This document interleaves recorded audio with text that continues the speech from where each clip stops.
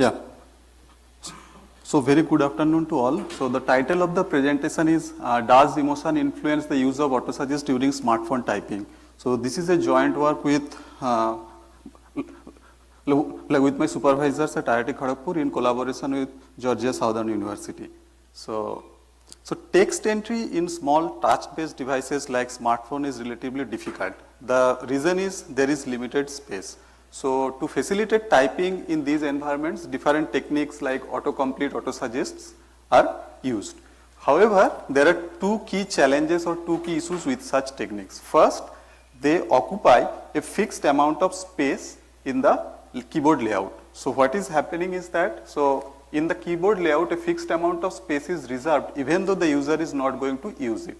And second, that in order to use such facilities, user needs to select and read the set of suggestions shown to her, and then she needs to select which word she is going to use. So this kind of increases the cognitive load and disrupts the flow of typing. So as found in earlier studies. So if these suggestions are showed only when the users are going to use them, then the keyboard layout may be used more effectively.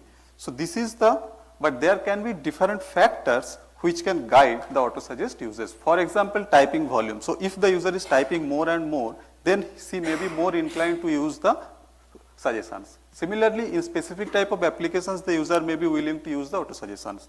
So one key factor that is relatively ignored in or mostly overlooked in literature is user emotion. But it is found that user emotion in general influences the typing behavior from earlier studies. So in this paper, the key question that we ask, can autosuggest usage be determined based on human emotion, or does human emotion influence the autosuggest usage? So this is the only question that we are asking in this paper. So let's try to understand the autosuggest scenario. So suppose a user starts typing at WhatsApp at T1 and he continues to do so till T2. So here T1 to T2 is a session. So within this session, each black bar denotes a key pressing event, and as the user is pressing the key, the different suggestions are shown to him, and he can select or reject the suggestions shown to him. And at the end of these sessions, the user can be probed that what is his emotion during this session. So in order to model this kind of scenario, we need to track three things. First, we need to trace user's typing and provide her the suggestions.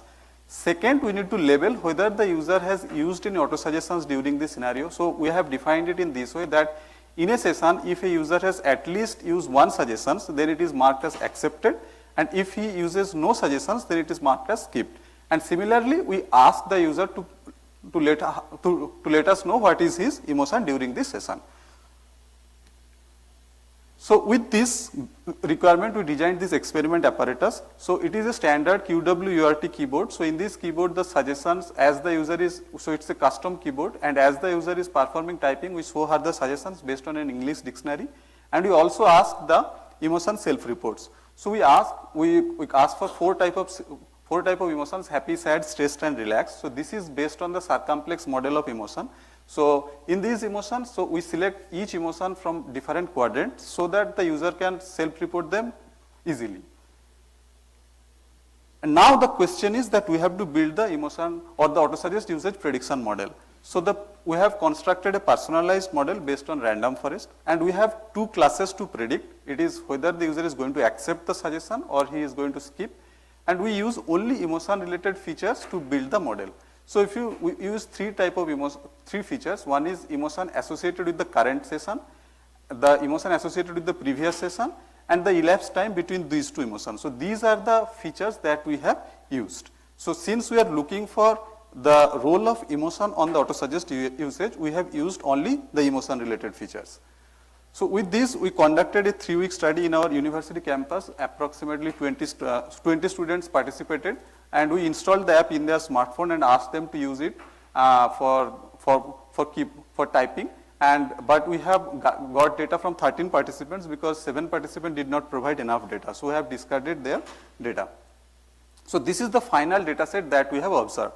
Or we observed approximately 3,000 sessions from all the users, and so out of which 28% sessions are tagged with accepted sessions and remaining are tagged with skipped session. And this is the distribution of each users in which they have accepted or skipped the suggestions. So now we ask the first question.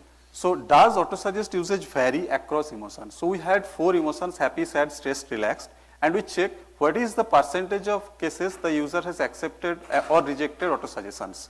And we see in all the cases the rejection is more, but in case of sad and relaxed, the amount of autosuggest acceptance is higher. We investigated what could be the possible reason for it, and if we trace it back to the circumplex model, we find that sad and relaxed are kind of the state when the activity level is low. So the user is kind of lethargic, or maybe he is in low active state. So this is probably the reason that may influence the more autosuggest usage.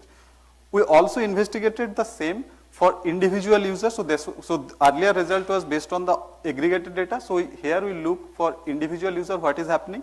So if you look at this figure, for every user there are 2 bars. So first bar shows the distribution of different emotions for accepted cases, and second bar shows the distribution of different emotions for skipped cases. We compare if the distribution of the emotions for accepted and skipped cases is significantly different or not. And we find that for every user using chi-square test, that all the distribution of emotions is significantly different. So this motivates us that using emotion, it may be possible to determine the autosuggest usage. So with this we come to the evaluation. We use a 10-fold cross-validation for evaluation purpose, and we use the metric as AUCROC and F-score.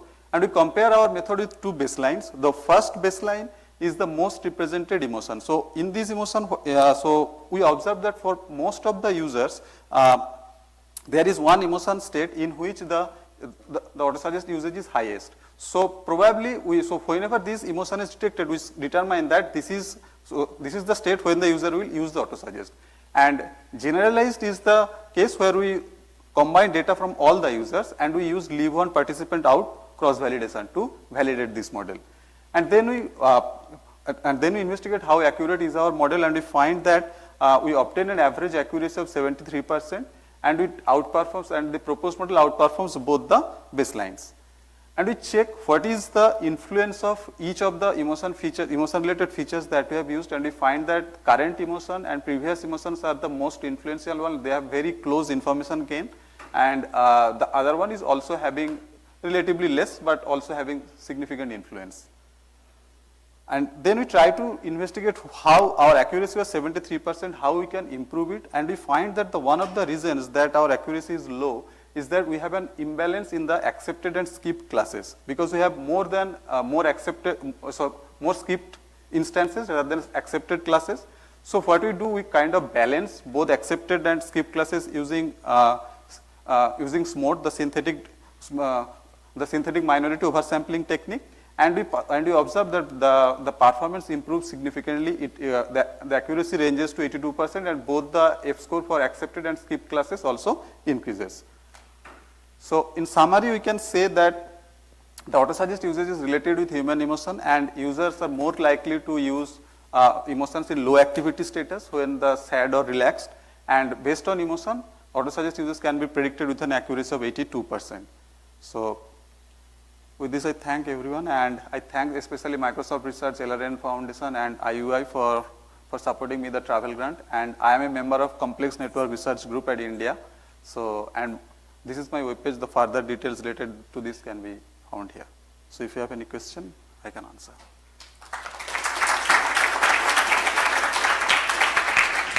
We have a question over here.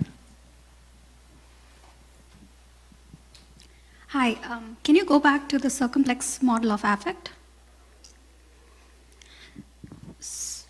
So my question is, circumplex model is a 2-dimensional representation across your arousal and your valence.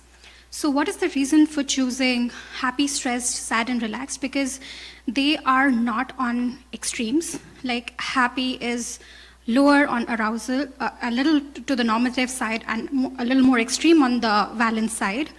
And your sad is, like they are not proportional.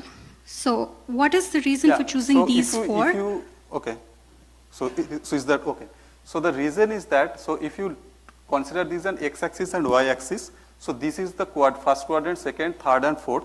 So they are in this quadrant, the emotions are having both high pleasure and high So we have selected such a way that from every quadrant one emotion is represented. So happy is one of them, sad is one such, stressed is one, and relaxed is one. So that is why we have selected we wanted to select one emotion which is representative from each of these quadrants. So that is why we selected these 4 emotions. My question was around like how did you choose that happy was the representative of first quadrant? Because if I look at this representation, excited is at more normative level to anxious. So my concern is that they are not at the same level even with respect to each quadrant. So is there a reason why you chose that, like within each quadrant? No, actually, so if you look at this, so we have given happy or excited, right? So the reason we have given, so if we give 2 emotions from the same quadrant, it will be difficult to distinguish. So that is why we have selected one emotion, and whether not astonished or happy, that is our choice. We based on that, like we have selected it. There is no reason that, but we feel that if we look at the like basic category, discrete category also, the happy, sad, those are the predominantly represented there also. So we have selected based on that. The other question I had was around the accepted and skipped. Okay. So your definition of accepted is that even if it's one person is like if there's just one instance of using suggestion, then you are considering it accepted. Right. So do you think you're masking some information because the number of suggestions that so someone who uses like 10 suggestions compared to someone who uses only 1 suggestion, they are all being combined in one class? Yeah, so the question, so that like it's a good question, but the problem is that we have to set some threshold, right?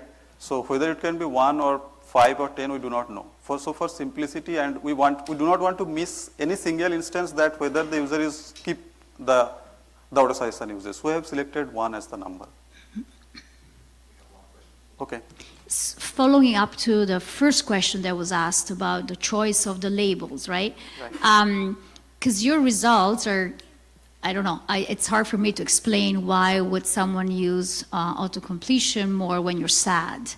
And in a sense, because you force the users to choose among these 4 labels, you know, you can imagine that at some point if there was something that was more related to their actual feeling, they would choose it, but it's not, I don't think it's necessarily sound to say that you found the connection between sad and autocompletion without having a clear justification of why do you think that emotion would be related to the usage of this particular tool.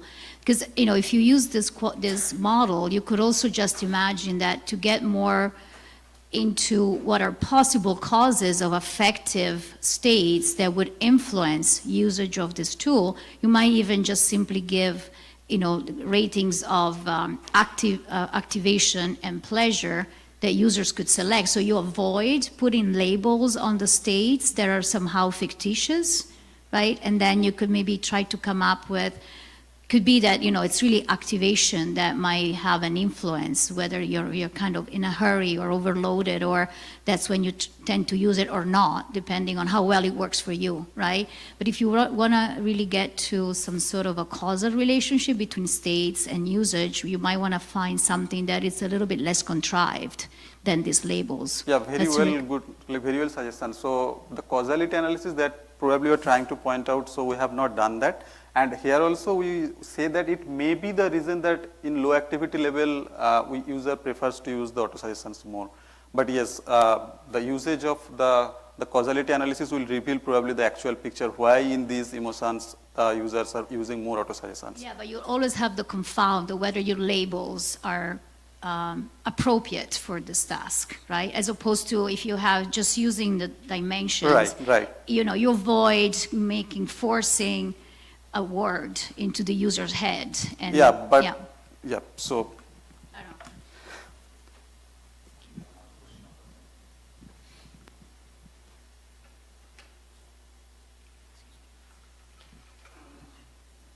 Hi, I'm Theo Mantides from Cambridge University. I kind of have a question that approximately follows the previous two, because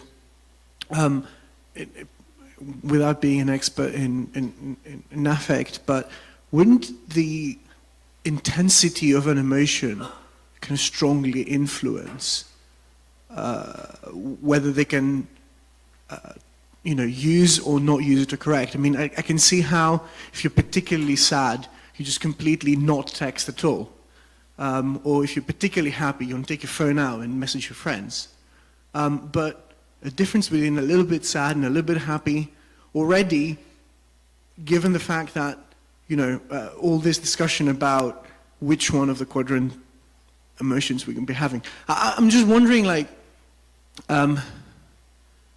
you're getting somewhere, but to what extent is that representative of how people, go through their everyday lives, where their emotions change a lot and have some elements of sometimes of high sadness, sometimes of high happiness, but most of the time they're somewhere in the middle, somewhere neutral. Yeah, so that is also a good suggestion. But the problem is that if we try to collect the intensity of the different emotions, right? So that may, so we have tried that experiment as well. But what we have found that most of the time the intensities do not vary much.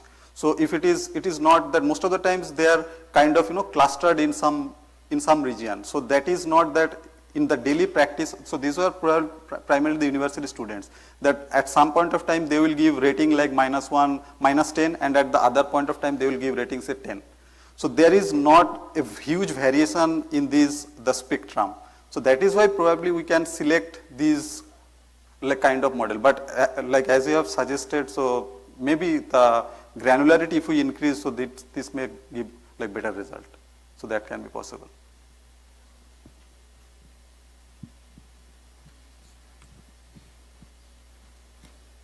Okay, so